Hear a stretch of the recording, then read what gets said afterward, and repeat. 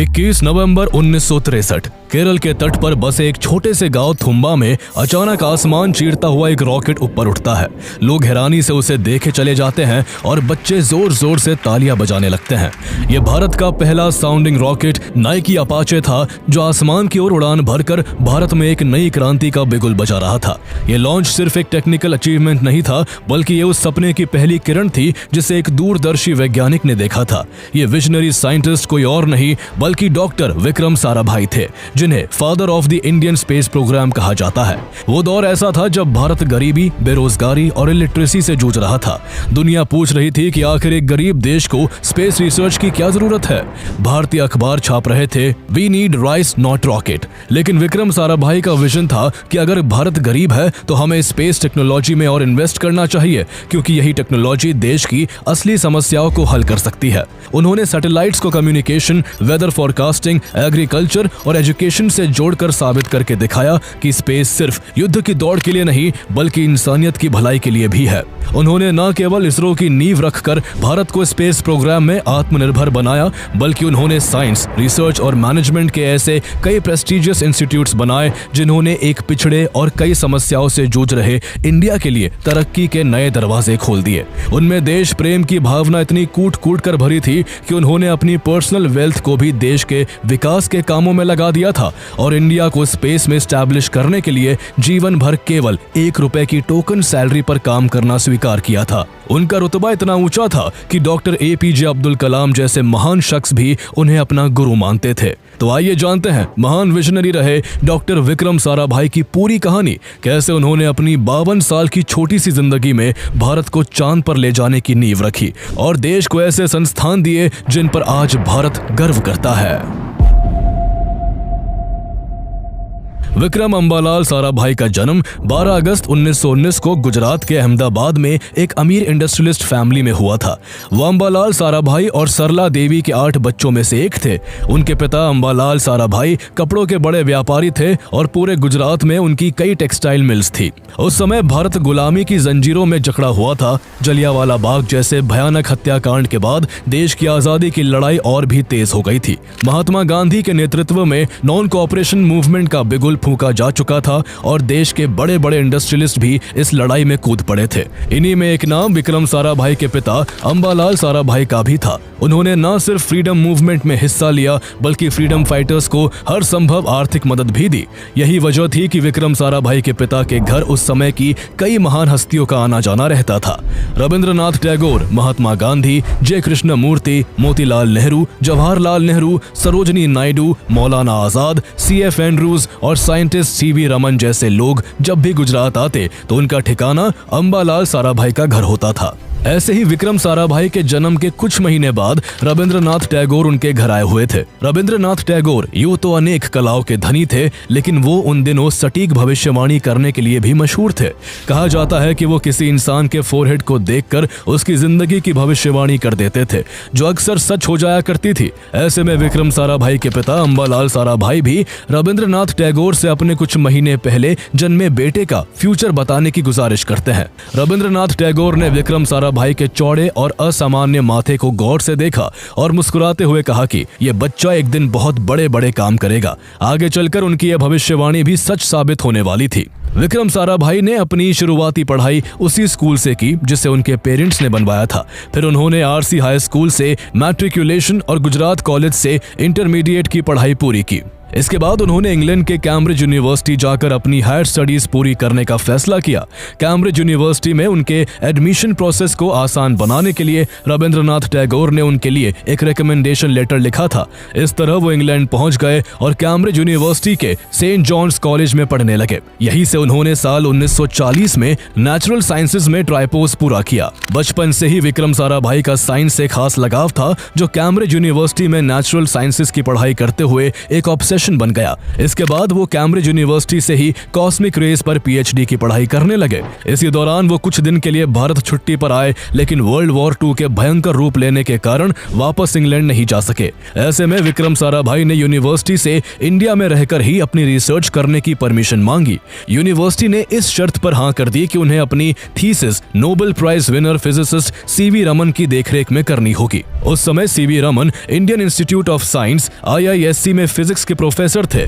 ऐसे में विक्रम साराभाई वही रिसर्च करने लगे। उस समय IISc के कॉस्मिक रे डिपार्टमेंट को भारत के एक और महान फिजिसिस्ट और nuclear scientist Homi Bhabha lead कर रहे थे। ऐसे में होमी भाभा और विक्रम साराभाई का अक्सर मिलना जुलना होने लगा। चूंकि कॉस्मिक रेस दोनों का कॉमन इंटरेस्ट था, इसलिए जल्दी ही दोनों में अच्छी दोस्ती हो गई। सीवी रमन और होमी भाभा जैसे दिग्गजों की नजदीकियों ने विक्रम साराभाई को काफी निखारा और इसका नतीजा ये हुआ कि 1942 में उनका पहला scientific paper time distribution of cosmic rays proceedings of the Indian academy of sciences में पब्लिश हुआ। इसे खुद डॉक्टर सीवी रमन ने इंट्रोड्यूस करते हुए कहा, भले ही विक्रम एक रिच फैमिली से आते हैं, लेकिन ये आज यहाँ सिर्फ एक प्रिविलेज बैकग्राउंड के कारण नहीं खड़े हैं। उन्होंने अपने दम पर ओरिजिनल एक्सपेरिमेंट्स किए हैं और अपने रिसर्च के जरिए साइंस की दुनिया में कदम रखा है। मुझे पूरा विश्वास है कि इनकी प्रतिभा और डेडिकेशन एक दिन हमारे देश में साइंटिफिक ग्रोथ में महत्वपूर्ण साबित होगी। इतने महान साइंटिस्ट से इस तरह का अप्रिसिएशन मिलना अपने आप में एक बड़ी बात थी और ये उनकी प्रतिभा का दुनिया के सामने पहला परिचय था। विक्रम साराभाई एक ब्रिलियंट साइंटिस्ट होने के साथ साथ एक आशिक मिजाज और जिंदा दिल इंसान भी थे। IISc में रिसर्च के दौरान वो एक क्लासिकल डांसर मृणालिनी से प्यार करने लगे। कहा जाता है कि विक्रम साराभाई को मृणालिनी से होमी भाभा ने मिलवाया था। जहां मृणालिनी अक्सर क्लासिकल डांस में डूबी रहती थी, वहीं विक्रम साराभाई को संगीत से गहरा लगाव था। वो अपनी स्टडी के बाद खुद को हल्का रखने के लिए अक्सर संगीत सुना करते और उनके पास हमेशा सभी तरह के गानों का एक बेहतरीन कलेक्शन मौजूद रहता था।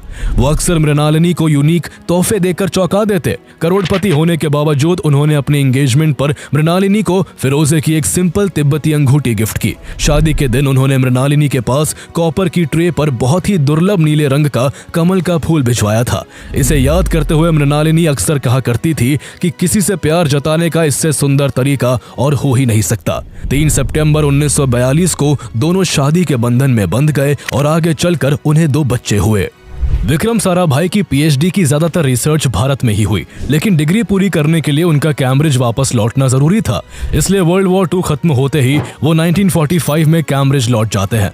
वहां वो कॉस्मिक रे इन्वेस्टिगेशंस इन ट्रॉपिकल लैटिट्यूड्स पर अपनी पीएचडी पूरी करते हैं और नवंबर 1947 में वापस भारत लौट आते हैं।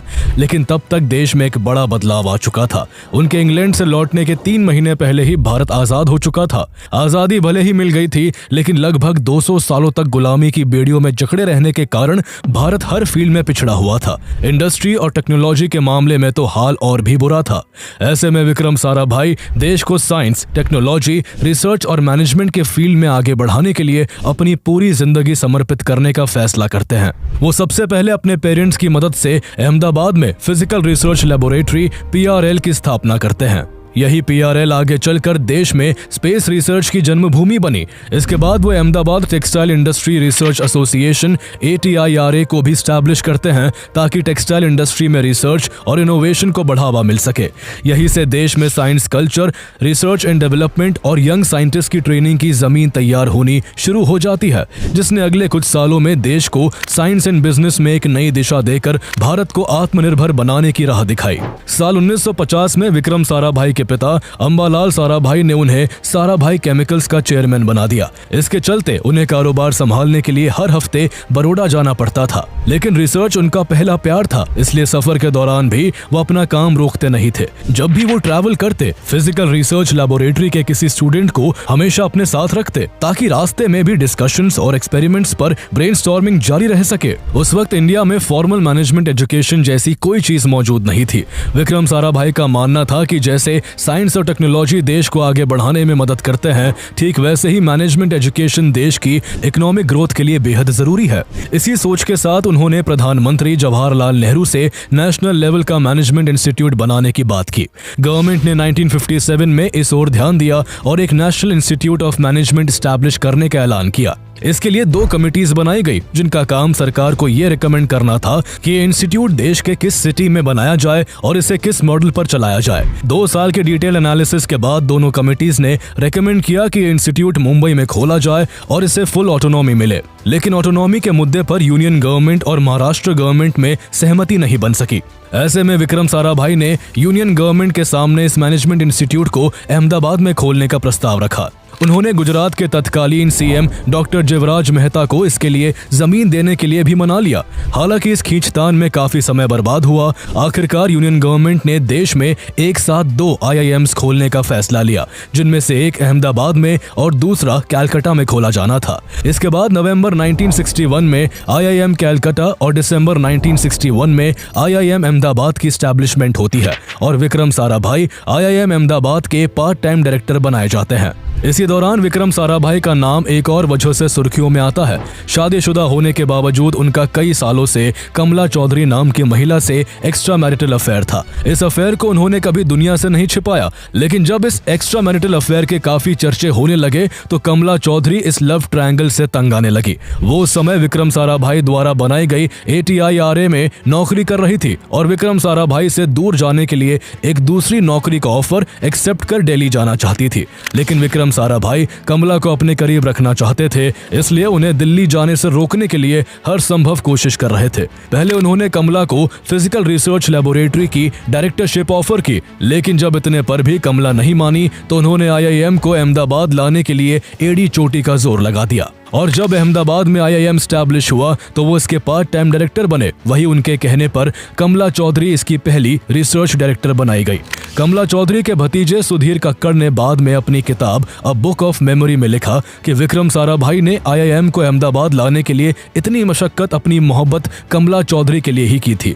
लेकिन बाद में विक्रम साराभाई की बेटी मलिका ने इस बात पर सफाई देते हुए कहा कि भले ही पापा का कमला चौधरी से अफेयर था, लेकिन ये कहना कि वो सिर्फ अपने प्यार के लिए IIM को अहमदाबाद में लेकर आए, ये उनके कंट्रीब्यूशन और विजन के प्रति अन्याय होगा। तब तक अमेरिका और सोवियत यूनियन के बीच स्पेस रेस भी तेजी पर थी। सोवियत स्पुतनिक 1 और अमेरिका एक्सप्लोरर 1 के रूप में अपनी अपनी पहली सैटेलाइट स्पेस में भेज चुके थे। इसने विक्रम साराभाई को भी काफी प्रभावित किया। वो समझते थे कि स्पेस टेक्नोलॉजी भविष्य की चाबी है और भारत इसके बिना पीछे रह जाएगा। उन्होंने प्रधानमंत्री जवाहरलाल नेहरू के सामने एक विजनरी आइडिया रखकर इसे आगे बढ़ाने की परमिशन मांगी। उस समय भारत गरीबी, भुखमरी और इलिटरेसी जैसी कई चुनौतियों से जूझ रहा था। ऐसे में बहुतों ने मजाक उड़ाया कि एक गरीब देश का स्पेस रिसर्च में लगना बेवकूफी है, लेकिन विक्रम साराभाई दूरदर्शी थे और उनका मानना था कि भारत गरीब है, इसलिए उसे स्पेस टेक्नोलॉजी में और भी ज्यादा इन्वेस्ट करना चाहिए। उनका तर्क साफ था कि सैटेलाइट से कम्युनिकेशन बेहतर होगा, एजुकेशन को दूर दराज के इलाकों तक पहुंचाया जा सकेगा, मौसम का सटीक अनुमान मिलेगा और इससे किसानों की भी सीधे तौर पर मदद होगी। उनके इस विजन को प्रधानमंत्री जवाहरलाल नेहरू और न्यूक्लियर साइंटिस्ट और उनके मित्र डॉक्टर होमी भाभा ने पूरा समर्थन दिया। उस समय Homi Bhabha department of atomic energy DAE के हेड थे। ऐसे में विक्रम साराभाई होमी भाभा के साथ मिलकर साल 1961 में डिपार्टमेंट ऑफ एटॉमिक एनर्जी के अंदर ही Indian National Committee for Space Research यानी इनकोस्पार की स्थापना करते हैं और वो इसके पहले चेयरमैन भी बनते हैं। इस तरह विक्रम साराभाई ने इंडिया का स्पेस रोड मैप तो तैयार कर लिया था, लेकिन अब इसे आगे बढ़ाने के लिए रॉकेट लॉन्चिंग स्टेशन की जरूरत थी। रॉकेट लॉन्चिंग स्टेशन तैयार करने के लिए उन्हें एक ऐसी समुद्री और आइसोलेटेड जगह चाहिए थी जहां आबादी कम हो और जो अर्थ के मैग्नेटिक इक्वेटर के पास हो, क्योंकि ऐसी जगह साउंडिंग रॉकेट्स और साइंटिफिक एक्सपेरिमेंट्स के लिए सबसे परफेक्ट मानी जाती है। उन्होंने ये जिम्मेदारी अपने स्टूडेंट EV चिटनीस को दी। चिटनीस ने पूरे साउथ इंडिया का दौरा कर 200 जगहों की एक लिस्ट बनाई और साराभाई को सौंप दी। साराभाई ने इनमें से थुरुवट्टू और थुम्बा इन 2 लोकेशंस को सेलेक्ट किया। फिर उन्होंने होमी भाभा के साथ मिलकर इन दोनों साइट्स का अच्छे से निरीक्षण किया और अंत में रॉकेट लॉन्चिंग स्टेशन के लिए केरला के थुम्बा वाली साइट को चुना, क्योंकि थुम्बा मैग्नेटिक इक्वेटर के बिल्कुल पास लोकेटेड है और एयरपोर्ट भी इसके काफी करीब था, जिससे एक्सपेरिमेंट्स के लिए दूसरे शहरों से इक्विपमेंट लाना आसान हो जाता। साइट सेलेक्ट होने के बाद विक्रम साराभाई और होमी भाभा ने यहाँ के एक चर्च सेंट मैरी मैगडलीन को को रॉकेट लॉन्चिंग स्टेशन का कंट्रोल रूम बना दिया और इसी चर्च के पादरी के घर को ऑफिस बनाया गया। इसको लेकर धार्मिक लोगों ने विवाद भी किया, लेकिन चर्च के पादरी ने खुद आगे आकर लोगों को समझाया कि ये देश के हित के लिए बहुत जरूरी काम है। लोग मान गए, लेकिन चर्च के आसपास के इलाकों में मछुआरे रहते थे और उन्हें वहां से डिस्प्लेस करना बहुत जरूरी था, क्योंकि रॉकेट लॉन्चिंग के समय जरा सी मिस्टेक उनके जीवन के लिए खतरा बन सकती थी। इसलिए उनकी जमीन के बदले थुम्बा के कलेक्टर माधवन नैयर की मदद से मछुआरों के लिए पक्के मकानों की व्यवस्था करवाई गई। इसके बाद ही वहां की जमीन रॉकेट लॉन्चिंग स्टेशन के लिए मिल पाई। लेकिन जमीन मिलना ही काफी नहीं था। अब असली चुनौती इस बैरन कोस्टल एरिया में एक अच्छा रॉकेट लॉन्चिंग स्टेशन खड़ा करना था। उस समय रिसोर्सेज की इतनी भारी कमी थी कि रेलवे स्टेशन और एयरपोर्ट पर आए इक्विपमेंट्स को साइड तक ढोने के लिए कोई ट्रक तक नहीं होता था और उन्हें साइकिल और बैलगाड़ी पर ढोकर लाना पड़ता। भले ही साधन कम थे, लेकिन विक्रम साराभाई की लीडरशिप में साइंटिस्ट का जज्बा आसमान छू रहा था। यही जज्बा आगे चलकर भारत की स्पेस जर्नी की पहचान बनने वाला था। विक्रम साराभाई ने इस काम में अमेरिका, सोवियत और कुछ यूरोपियन देशों की भी मदद ली। अमेरिका की स्पेस एजेंसी नासा और फ्रांस की स्पेस एजेंसी CNES से साउंडिंग रॉकेट्स और कुछ बेसिक इंस्ट्रूमेंट्स भारत लाए गए और आखिरकार महीनों की मेहनत के बाद 1962 में Thumba equatorial rocket launching station बनकर तैयार हो गया।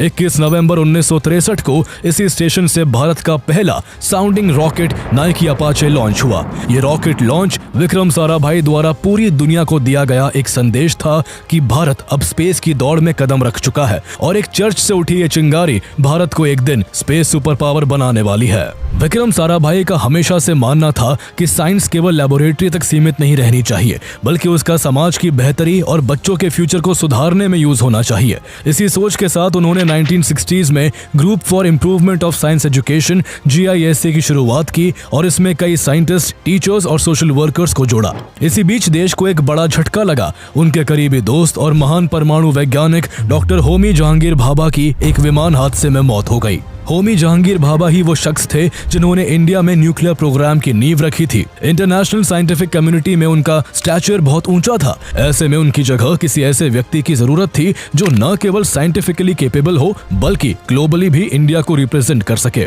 विक्रम साराभाई इस रोल के लिए परफेक्ट चॉइस थे, इसलिए मई 1966 में उनको एटॉमिक एनर्जी कमीशन का चेयरमैन बना दिया जाता है। लेकिन ध्यान देने वाली बात यह है कि विक्रम साराभाई न्यूक्लियर एनर्जी के पीसफुल यूज के पक्षधर तो थे, लेकिन इससे उन्हें न्यूक्लियर बॉम्ब डेवलप करना पूरी दुनिया को विनाश के रास्ते पर ले जाने जैसा लगता था। उनका मानना था कि हथियार के रूप में एटॉमिक बॉम्ब सिर्फ एक कागजी शेर है। कहा जाता है कि एटॉमिक एनर्जी कमीशन का चेयरमैन बनने के बाद उन्होंने सबसे पहले भारत में शुरू हुए न्यूक्लियर बॉम्ब प्रोग्राम को रोकने की तैयारी की थी। इसके अलावा न्यूक्लियर फिजिक्स से उनका दूर दूर तक कोई वास्ता नहीं था और उनका बैकग्राउंड स्पेस रिसर्च का था। इन सब कारणों से एटॉमिक एनर्जी कमीशन में पहले से मौजूद कई लोग उन्हें अपने बॉस के रूप में देखना पसंद नहीं करते थे। लेकिन विक्रम साराभाई वैज्ञानिक होने के साथ साथ बहुत अच्छे एडमिनिस्ट्रेटर भी थे। उनमें लोगों को साथ लेकर चलने और किसी भी माहौल को जल्दी अडॉप्ट करने की अद्भुत क्षमता थी। इसी वजह से वो जल्द ही एटॉमिक एनर्जी कमीशन के साइंटिस्ट से तालमेल बैठाने में सफल रहे और कुछ ही महीनों में न्यूक्लियर प्रोग्राम को पटरी पर ले आए। न्यूक्लियर प्रोग्राम की जिम्मेदारी संभालने के बाद विक्रम साराभाई ने एटॉमिक एनर्जी कमीशन के अंडर यूरेनियम माइनिंग और प्रोसेसिंग को इंस्टीट्यूशनल रूप देने पर जोर दिया। उनका मानना था कि अगर भारत अपने न्यूक्लियर फ्यूल रिसोर्सेज को सिस्टमैटिक तरीके से एक्सप्लोर करेगा, तभी देश आत्मनिर्भर बन पाएगा। इसी सोच के साथ 1967 में जदूगुड़ा में uranium corporation of India limited UCIL की स्थापना हुई। UCIL थोरियम और न्यूक्लियर फ्यूल साइकिल से जुड़ी उस लंबी योजना का हिस्सा था जिसके सहारे विक्रम साराभाई होमी भाभा के 3 स्टेज न्यूक्लियर प्रोग्राम के सपने को साकार करना चाहते थे। इतना ही नहीं, उन्होंने न्यूक्लियर फिजिक्स रिसर्च के लिए पार्टिकल एक्सेलरेटर्स की जरूरत पर भी जोर दिया और सरकार को इंडिजीनियस साइक्लोट्रॉन भी डेवलप करने के लिए कन्विंस किया। इसी के साथ भारत में वेरिएबल एनर्जी साइक्लोट्रॉन प्रोजेक्ट की नींव रखी गई। देश को इलेक्ट्रॉनिक्स के फील्ड में आत्मनिर्भर बनाने के लिए electronics corporation of India limited ECIL को स्टैब्लिश करने में विक्रम साराभाई ने बड़ा रोल निभाया। ECIL ने भारत को इंपोर्टेड टेक्नोलॉजी पर डिपेंडेंसी से निकालकर इंडिजीनियस कॉम्प्लेक्स इलेक्ट्रॉनिक प्रोडक्ट्स दिए, जिनमें देश का पहला digital computer, electronic voting machines और न्यूक्लियर पावर, डिफेंस, स्पेस और टेलीकॉम के लिए क्रूशियल इलेक्ट्रॉनिक सिस्टम्स शामिल शामिल है। आज ECIL के कारण ही इंडिया इंपोर्टेड टेक्नोलॉजी पर अपनी डिपेंडेंसी को काफी हद तक कम करने में सफल हुआ है। एक और विक्रम साराभाई न्यूक्लियर प्रोग्राम को आगे बढ़ा रहे थे, वहीं दूसरी ओर स्पेस प्रोग्राम पर भी उनका विजन उतनी ही मजबूती से काम कर रहा था। धीरे धीरे उन्हें महसूस होने लगा कि INCOSPAR department of atomic energy की एक सब ऑर्गेनाइजेशन होने की वजह से उनके बड़े स्पेस विजन को पूरा करने में केपेबल नहीं है। विक्रम साराभाई को देश के स्पेस प्रोग्राम को उड़ान देने के लिए एक इंडिपेंडेंट और फुल फ्लेजेड ऑर्गेनाइजेशन चाहिए था, जिसके पास अपना स्ट्रक्चर, बजट और लॉन्ग टर्म प्लानिंग हो। इसी इरादे के साथ 1969 में विक्रम साराभाई इनकोस्पार को डिपार्टमेंट ऑफ एटॉमिक एनर्जी से अलग करके Indian Space Research Organisation ISRO को स्टैब्लिश करते हैं। यही इसरो आगे चलकर भारत को चांद पर लेकर जाने वाला था। विक्रम साराभाई इसरो के पहले चेयरमैन बने और उनके अंदर इस ऑर्गेनाइजेशन को सक्सेसफुल बनाने के लिए इस कदर डेडिकेशन था कि वो इसरो में काम करने के लिए मंथली मात्र ₹1 की टोकन सैलरी लेते थे। उनके लिए देश का विकास सबसे ऊपर था। वो हमेशा कहते थे, हम इसका इस्तेमाल डेवलप्ड कंट्रीज की तरह स्पेस फाइट में शामिल होने के लिए नहीं, बल्कि मानवता की सेवा में करेंगे। भारत में सैटेलाइट टीवी लाने में भी विक्रम साराभाई का बहुत बड़ा योगदान है। टेलीविजन के माध्यम से एजुकेशन को प्रमोट करने के लिए विक्रम साराभाई ने सरकार के पास सैटेलाइट टीवी के इस्तेमाल से जुड़ा एक इम्पोर्टेंट प्रपोजल भेजा था। यही आगे चलकर satellite instructional television experiment site के डेवलपमेंट का कारण बना। इसके अलावा विक्रम साराभाई ने भारत के पहले सैटेलाइट आर्यभट्ट के क्रिएशन और लॉन्च के लिए डॉक्टर उडुपी रामचंद्र राव के नेतृत्व में एक डेडिकेटेड टीम बनाकर प्रोजेक्ट आर्यभट्टा की भी शुरुआत की। विक्रम साराभाई का मानना था कि देश का विकास तभी होगा जब नए साइंटिस्ट को मौके मिलेंगे, इसलिए वो हमेशा अपने जूनियर्स को रिस्क लेने के लिए मोटिवेट करते।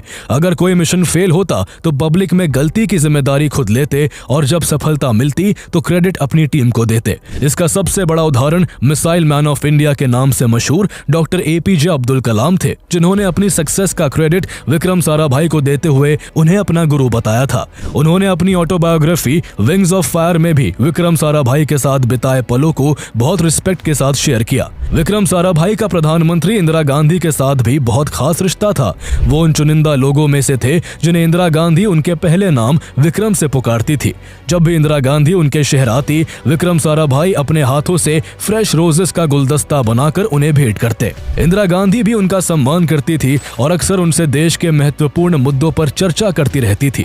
इंडिया पाकिस्तान वॉर से ठीक पहले नवंबर 1971 में इंदिरा गांधी ने विक्रम साराभाई को PMO में बुलाकर कहा, मैं आपकी लीडरशिप में एक नया स्पेस कमीशन बनाने जा रही हूँ, लेकिन आपके ऊपर पहले से ही बहुत काम है, इसलिए आपको एटॉमिक एनर्जी कमीशन का चेयरमैन पद छोड़ देना चाहिए। ये सुनकर विक्रम साराभाई ने खुद को रिजेक्टेड जैसा महसूस किया और उन्हें लगा कि इंदिरा गांधी का अब उन पर पहले जैसा विश्वास नहीं रहा है। इंदिरा गांधी ने उन्हें समझाते हुए कहा, अगर आप इसी गति से काम करते रहे तो हमें डर है कि हम बहुत जल्दी आपको खो देंगे। असल में इंदिरा गांधी उनकी हेल्थ को लेकर चिंतित थी। विक्रम साराभाई अक्सर दिन में 18 से 20 घंटे काम करते थे। वो कभी थकान नहीं मानते थे, लेकिन इंदिरा गांधी चाहती थी कि कुछ जिम्मेदारियों से उन्हें मुक्त किया जाए ताकि देश को उनका विजन लंबे समय तक मिल सके। उस दिन PMO से बाहर निकलने के बाद विक्रम साराभाई ने तय कर लिया था कि वो एटॉमिक एनर्जी कमीशन के चेयरमैन पद से रिजाइन कर देंगे।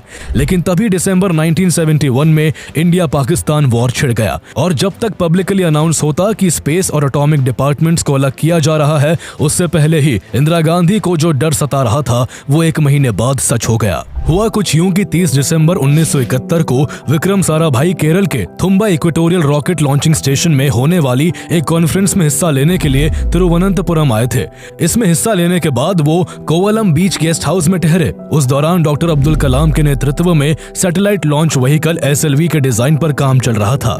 विक्रम साराभाई ने 30 दिसंबर की उसी रात अब्दुल कलाम से फोन पर SLV की प्रोग्रेस जानने के लिए देर तक चर्चा की और फिर सोने चले गए। लेकिन अगली सुबह जब उनका दरवाजा काफी देर तक नहीं खुला तो लोगों को किसी अनहोनी की आशंका होने लगी। कुछ देर बाद उनके कमरे का दरवाजा तोड़ दिया गया। लोगों ने देखा कि विक्रम साराभाई मच्छरदानी के अंदर बड़े शांत भाव से लेटे हुए हैं और उनके सीने पर एक किताब रखी हुई है। लेकिन जैसे ही लोग उन्हें जगाने के लिए पास गए तो पाया कि उनकी सांसें नहीं चल रही थी। ये देखकर वहां हड़कंप मच गया। जांच के लिए एक डॉक्टर को बुलाया गया, जिसने बताया कि 2 घंटे पहले ही विक्रम साराभाई इस दुनिया को छोड़ चुके थे। उन्हें दिल का दौरा पड़ा था और अकेले होने के कारण वो इससे उबर नहीं पाए। उनकी मौत भारत के लिए एक बड़ी क्षति थी, क्योंकि सिर्फ 52 साल की उम्र में अपने करियर के शिखर पर देश ने अपना सबसे विजनरी साइंटिस्ट खो दिया था। विक्रम साराभाई की मौत इसलिए भी चौंकाने वाली थी क्योंकि वो अपनी फिटनेस का काफी ध्यान रखते थे। रोज सुबह उठकर वो 12 बार सूर्य नमस्कार करते थे और समय मिलने पर स्विमिंग भी करते थे, जिसे सबसे अच्छी एक्सरसाइज माना जाता है। फैट न बढ़े इसलिए वो खाने में दही, अचार, पापड़ और सलाद के साथ सिर्फ एक रोटी खाते थे। उनके पार्थिव शरीर को अहमदाबाद लाया गया, जहां उनकी फैमिली की प्रेजेंस में उनका अंतिम संस्कार किया गया। जब पुजारी ने जमे हुए घी के टुकड़ों को उनकी चिता में डालना चाहा तो उनकी मां ने रोते हुए कहा, धीरे से रखो, विक्रम को चोट लग जाएगी। यह पल अत्यंत मार्मिक था और वहां मौजूद सभी लोगों की आंखों में आंसू आ गए। कुछ लोगों ने उनकी मौत के पीछे साजिश की संभावना भी जताई, लेकिन उनका पोस्टमार्टम नहीं किया गया और न ही कोई इंक्वायरी कराई गई, क्योंकि उनकी मां नहीं चाहती थी कि उनके शरीर पर एक भी खरोंच आए। उनके महान योगदानों के लिए अगले साल 1972 में भारत सरकार ने उन्हें मरणोपरांत देश का दूसरा सबसे बड़ा नागरिक सम्मान पद्म विभूषण देकर सम्मानित किया। उनके सम्मान में Thumba equatorial rocket launching station TRLs का नाम बदलकर Vikram Sarabhai space centre VSSC कर दिया गया। ये वही जगह थी जहां भारत ने रॉकेट टेक्नोलॉजी में अपने शुरुआती कदम रखे थे। सिर्फ भारत ही नहीं बल्कि इंटरनेशनल लेवल पर भी उनकी लेगेसी को सम्मान मिला। 1974 में इंटरनेशनल एस्ट्रोनॉमिकल यूनियन ने चांद के सी ऑफ सेरेनिटी क्षेत्र में मौजूद बेसल क्रेटर का नाम बदलकर साराभाई क्रेटर रख दिया। विक्रम साराभाई के बाद इसरो की बागडोर सतीश धवन ने संभाली, जिनके नेतृत्व में अप्रैल 1975 में भारत ने अपना पहला सैटेलाइट आर्यभट्ट स्पेस ऑर्बिट में भेजा।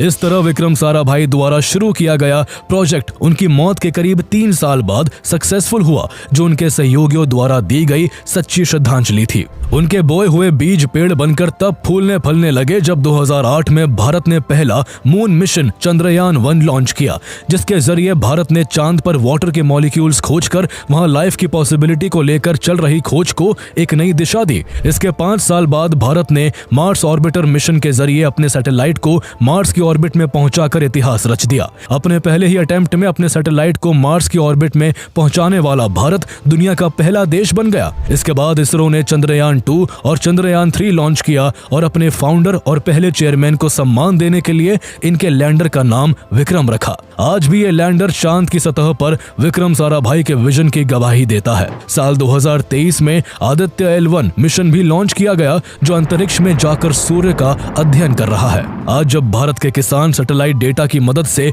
अपनी फसल बचाते हैं, गांव के बच्चे डिजिटल क्लासरूम्स में पढ़ाई करते हैं और मौसम की सटीक जानकारी से लाखों लोगों की जिंदगियां बचती है, तो विक्रम साराभाई की वो बात याद आती है। हम अंतरिक्ष में इसलिए नहीं जाना चाहते कि हम अपना नाम कमा सके, बल्कि इसलिए कि ये टेक्नोलॉजी हमारे समाज की असली समस्याओं को सुलझा सके। भारत के हर स्पेस मिशन और अचीवमेंट में आज विक्रम साराभाई की दूरदर्शिता झलकती है, जिन्होंने हमें सिखाया था कि साइंस और टेक्नोलॉजी का असली मकसद समाज की सेवा करना है। अगर आप विक्रम